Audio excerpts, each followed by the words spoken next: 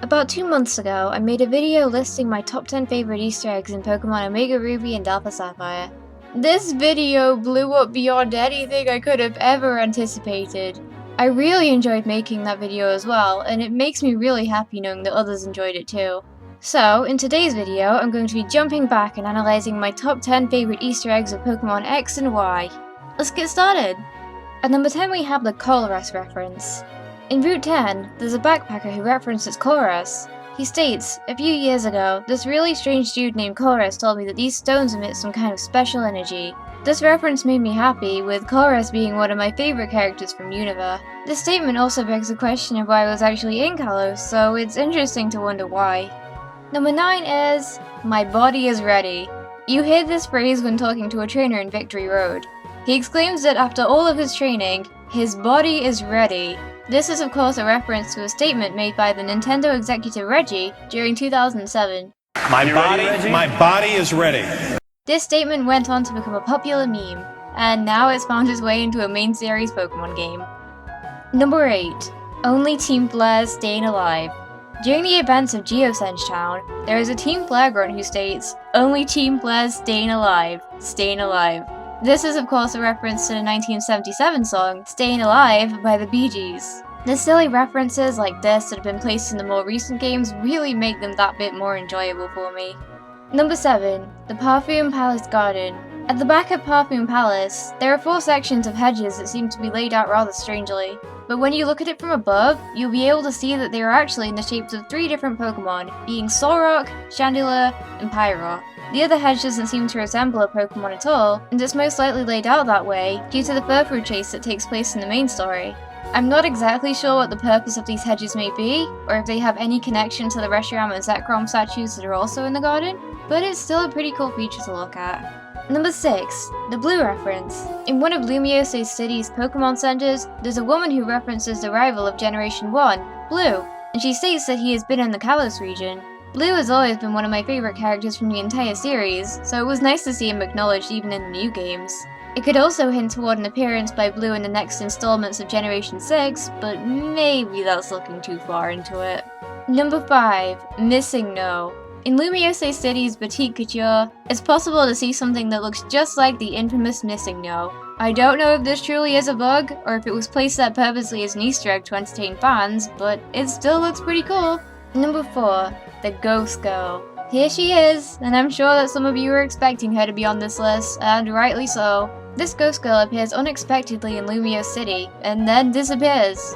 The amount of speculation regarding this Ghost Girl is astounding. It's said that the girl who makes this statement is in fact the same girl, and I would tend to agree. The fact that she is listening up for the elevator parallels her first encounter with her, as you were of course stepping out of an elevator. She appears to be waiting for someone, but we may never find out who. She reappears in Omega Ruby and Alpha Sapphire, but she has nothing new to say. I'm curious to find out just what the story is behind this Easter egg, who she's searching for, but it may be a while before we ever find out.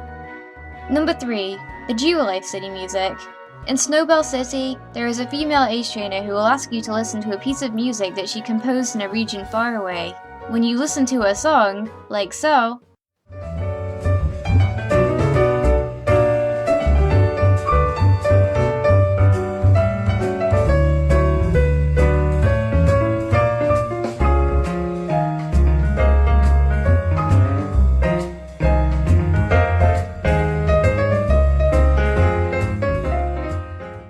you'll realize that this piece is actually an alternate version of the piece that plays in Sinnoh's own Jubilife City. The music has always been one of my very favourite parts of the games, and being able to hear such a pretty piece from Sinnoh during my travels in the Kalos region really was a nice touch. Number 2. Hoenn References. When I first played through my X version, I noticed that there were quite a few references made to the Hoenn region. There is a woman on the top floor of the hotel in Ambrette Town who talks about a town in her home region that has a hot spring next to the Pokemon Center. I knew in an instant that she was referring to Labridge Town from Ruby and Sapphire.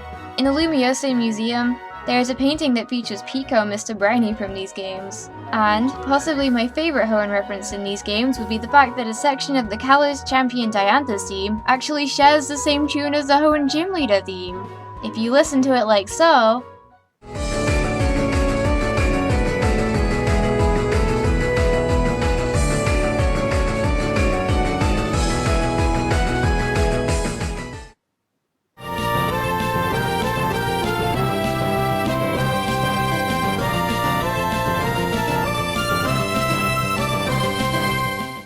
Do you notice the similarity?